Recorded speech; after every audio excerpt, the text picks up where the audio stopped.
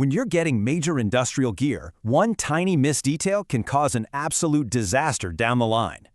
Think about it. The fallout from one small slip-up can be huge, costing millions and causing massive headaches. Well, the key is a super rigorous two-part inspection process. Okay, let's break it down. It all comes down to two stages: a factory acceptance test, or FAT, and a site acceptance test, or SAT. FAT catches manufacturing flaws. SAT spots damage from shipping and setup. Two very different, very critical missions. So the first thing an engineer does at the factory? It's not testing the machine, it's checking its paperwork. This entire file has to be flawless. It proves everything from the design to where every single part came from.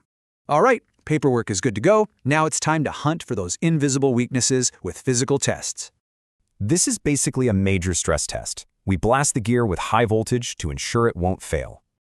So a 12 kV breaker has to take 28,000 volts for a minute. No sparks, no electrical arcs. Period. Now this one is all about heat. See, high resistance creates dangerous heat, so lower is always better. The magic number we're looking for? Less than 50 microohms. That's the gold standard for a safe connection. A breaker has to be lightning fast. If it's even a few milliseconds too slow, it can't protect the grid. So the gear passes its tests at the factory. But now comes the journey, and the final check, the SAT.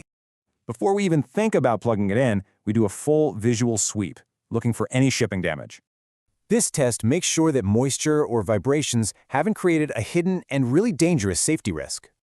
Now for the sign-off. And trust me, this is way more than a formality. This is the official handover. And here it is, the final binding checklist. You have to be 100% confident before ticking every single box. Even with a great system, a few common problems can just completely wreck a project. These things look small, right?